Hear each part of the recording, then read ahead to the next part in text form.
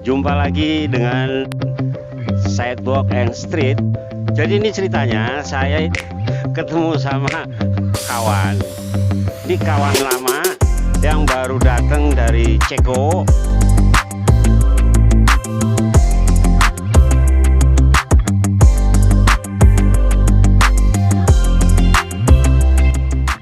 Seperti biasa, saya akan mewawancarai orang-orang penting.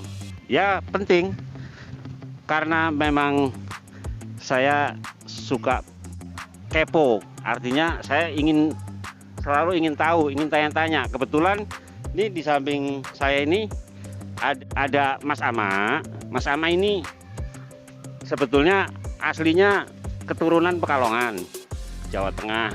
Nah, ini satu lagi Mas Herman, boleh panggil Mas gak? Mas Herman ini dari Flores asalnya, tetapi sudah lama mukim di Amerika. Nah, ini maaf ya, nggak apa-apa deh, saya buka sedikit. Nah, Mas Ama ini sudah lama mukim di Eropa Timur, di Praha, di Ceko. Dan Mas Herman ini di Amerikanya di mana, Pak? Maaf. Di California. Saya juga ada beberapa teman di California. Jadi ceritanya begini, saya lagi main ke kantin Rawon Sundari. Tadi udah makan, nanti ada segmen khusus buat ngasih tahu Rawon Sundari ya. Jadi saya ketemu dengan Mas Ama, lalu Mas Herman. Kebetulan ketemu, saya ingin nanya-nanya. Ini siapa dulu yang saya tanya ya? Mas Herman dulu ya. Yang punya. Ya, oke, saya serahkan ke Mas Ama, nanti baru ke Mas Herman ya. Saya mau tanya Mas Ama, pengalaman Mas Ama selama di Eropa. Ini lagi musim pandemi ya. Kenapa pulang ke Indonesia gitu? Saya tanya itu lagi, lalu silakan bercerita tentang Ceko. Monggo. Terima kasih. Saya sebetulnya sudah bercita-cita 2 tahun yang lalu ingin kembali ke tanah air. Namun niat ini semakin berani, bahkan semakin tekad setelah saya kena COVID. Setelah saya positif kena COVID tahun lalu pada bulan Desember, orang malah takut kondisi COVID di Indonesia. Saya bukan menantang, malah berani. Saya berpikir saya harus kembali ke pangkuan Ibu Pertiwi. Ingin ya alasan kemanusiaan supaya berkumpul kembali dengan keluarga, berkumpul dengan istri. Apapun resikonya akan saya tanggung, walaupun kenyataannya tidak mudah menghadapi COVID di tanah air. Dan saat-saat ini di Eropa sudah membaik, sebaliknya di Indonesia saya melihat belum menguntungkan kondisinya. Terima kasih. Tapi kenapa kok mempunyai tekad harus pulang ke tanah air? Kenapa, Mas? Saya ingat pepatah, setinggi-tingginya bangau itu terbang, pulang ke kandangnya juga. Ya itulah, saya merasakan usia makin tua. Sepertinya saya harus ya mendekatkan diri kepada Tuhan dan kepada saudara-saudara saya yang ada di tanah air. Jadi mohon maaf, bukan materi yang menjadi ukuran, tapi saya ingin kembali kepada keluarga yang masih banyak di tanah air. Oh, jadi Mas Ama ini motivasinya karena sudah terlalu lama berada di Eropa, jadi pengen ngumpul kembali ya sama kerabat yang ada di Indonesia ya, di tanah air ya. Nah, sekarang ini dengan Mas Herman. Mas Herman ini ya tadi cerita sedikit, beliau dulu katanya satu alma mater ya di salah satu universitas di Bandung. Yang terkenal, universitas terkenal di Bandung. Nah, beliau ini Mas Herman mukim di Amerika. Saya ingin tahulah, ingin kepo sama Mas Herman, kenapa Mas Herman ini pulang, ada apa ini? Padahal ini saat-saat pandemi, atau pulang liburan, atau pulang memang setiap tahun pulang. Terima kasih Mas. Memang saya hampir setiap tahun pulang, setahun 2 kali lah. Kebetulan ada adik kakak sini, kalau saya punya anak istri masih di Amerika. Kalau Mas Ama mungkin sudah establis di sini ada usaha. Kalau saya masih datang jalan-jalan lah, ketemu keluarga. Dan saya berpikir kemarin itu pandemi di Indonesia, PPKM-nya itu sudah berakhir. Makanya saya spekulasi saya datang, mungkin pas saya datang sudah berakhir, rupanya diperpanjang lagi. Karena saya lihat di Amerika pandemi itu sudah menurun. Dari kondisi yang ada sekarang, yang mati sudah di Amerika berkurang, yang sakitnya juga sudah berkurang. Dan bahkan di sana sekarang di ruang terbuka sudah nggak usah pakai masker. Kalau ruang tertutup sama tempat restoran-restoran juga sudah buka. Di sini masih belum buka sehingga saya cari makan susah. Telepon Mas Ama, kebetulan Mas Ama ada buka kantin Sundarinya. Saya katanya ada rawon. Saya rindu juga makan rawon itu. Karena dulu saya SMA di Surabaya. Memang saya dari Flores, tapi saya tamat SD dari Flores. SMA-nya di Surabaya, jadi saya kenal betul itu rawon itu. Jadi udah dari SMA sampai sekarang belum pernah makan rawon. Baru hari ini saya cicipi masakan rawon dari Sundari, kantin Sundari. Ya datang ke Amerika, datang ke Indonesia ini ya nggak bisa nggak datang karena ini adalah pusher saya di sini. Jadi saya mesti datang lihat, mesti sering-sering datang. Dan orang bilang walaupun hujan emas di negeri orang, lebih nikmat hujan batu di negeri sendiri. Jadi di sini kita masih bisa ketemu teman, jadi ada social life dengan beberapa teman. Dan Mas Ama dari tahun 80 kita berteman sama dia, lama kita nggak ketemu, 5 tahun lalu kita pernah ketemu di Borobudur, habis itu kita nggak ketemu lagi, hari ini kita ketemu lagi di sini, saya sangat senang kita bisa berbagi rasa dan makan rawon hari ini. Oke, seru juga ya. Ini nggak ketemu tapi nomor HP-nya masih pegang ya? Ya, saya jujur saja teman-teman yang sebaik beliau, jangankan nomor HP, jiwanya pun masih nempel. Itulah, tidak akan saya lupakan. Iya, iya. Mas Herman, boleh kepo sedikit nggak? Saya pengen tahu, ya kalau nggak perlu dijawab, nggak usah dijawab, nggak apa-apa. Mas Herman di Amerikanya di mana? Terus kesehariannya di sana itu apa? Terus Mas Herman keluarganya itu orang Amerika atau orang dari sini? Kalau perlu dijawab, ya dijawab. Kalau nggak perlu ya nggak apa-apa, Mas Herman. Karena kalau orang Jawa bilang kalau ditanya harus dijawab. Ini yang wawancara kebetulan orang Pekalongan, jadi saya mesti mengerti adat Jawa karena saya sudah tinggal di daerah tanahnya Jawa. Jadi saya kalau orang Jawa bilang kalau ditanya Mas mesti dijawab, kalau nggak dijawab nggak. Jadi saya memang keluarga saya semua udah di Amerika. Saya sudah punya cucu di sana. Istri saya kebetulan juga orang Indonesia. Istri saya orang Batak, Boru Aritonang, Raja Guguk. Kami sudah nikah dulu baru saya pindah ke Amerika, bawa dengan 3 anak.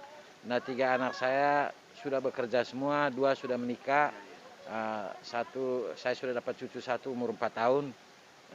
Dan saya sudah di Amerika, saya sudah sebenarnya udah senang. Dikit lagi juga udah pensiun di sana, tapi sekarang masih aktif sedikit. Jadi ada waktu datang ke Indonesia, kita datang. Ya libur sedikit, istri juga kerja di sana. Kita sudah ada stay di sana dan Amerika sudah memberikan yang terbaik, membuat anak saya bisa sekolah dengan baik di sana dan dapat kerja yang baik. Anak saya 2 orang, 1 anak saya sudah S3 di sana, sudah kerja di State Department, kerja di federal, dia kerja baik dan itu atas jasanya Amerika memberikan itu pekerjaan itu dan sekolah itu di sana. Jadi saya cukup senang kepada Amerika, tapi saya tetap mencintai juga Indonesia.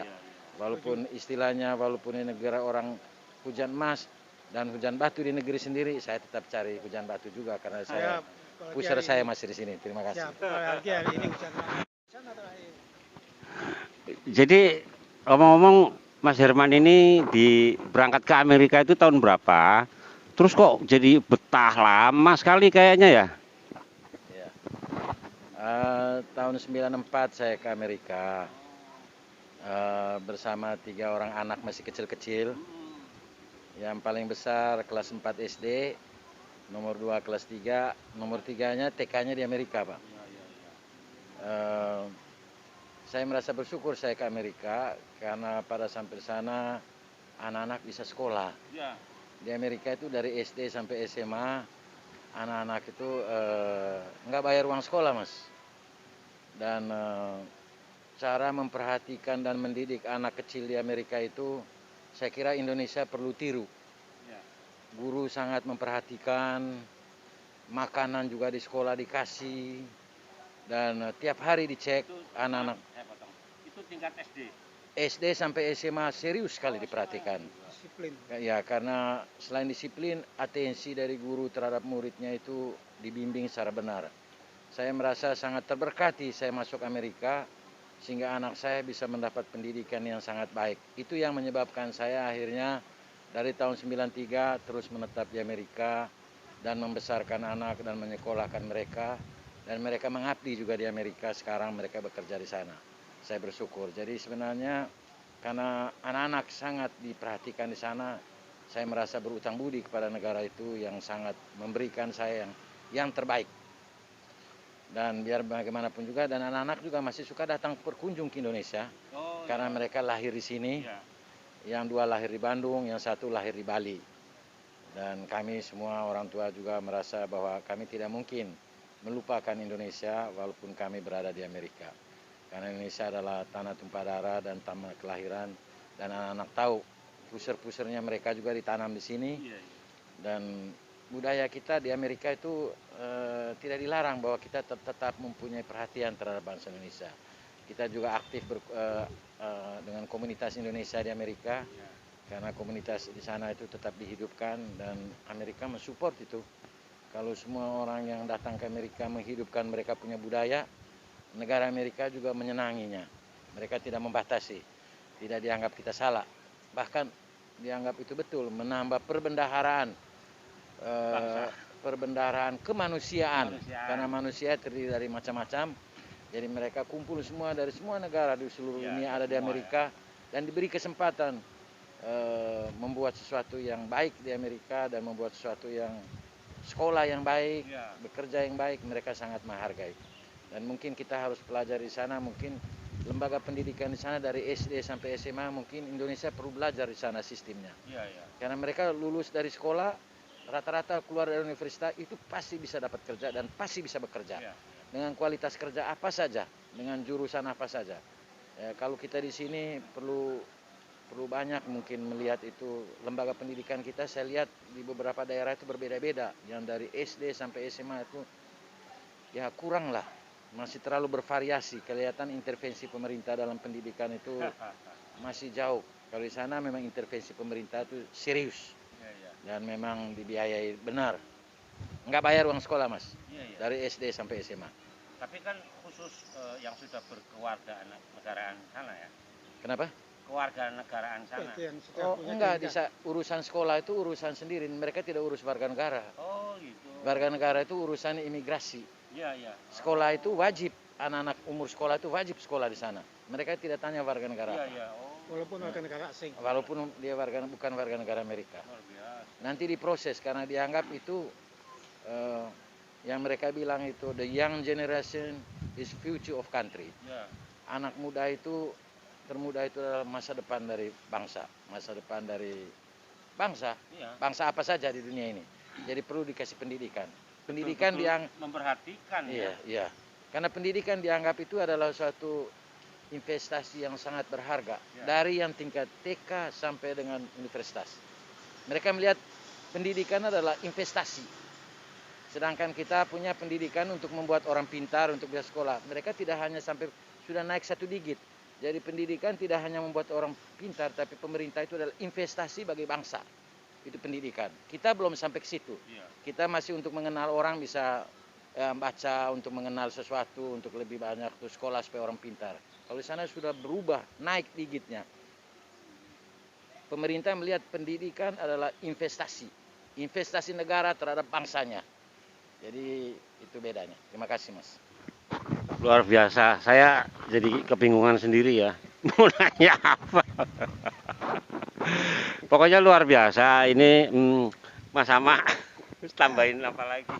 Saya hanya sedikit menambahi dari ujung pendapat dari Mas Herman tadi mengenai investasi. Saya sebaliknya mencari hasil daripada orang yang telah dididik di luar, khususnya orang Indonesia, supaya sebagian bisa kembali menginvestasikan ilmunya atau mencari investor yang bisa menginvestasi di negara kita.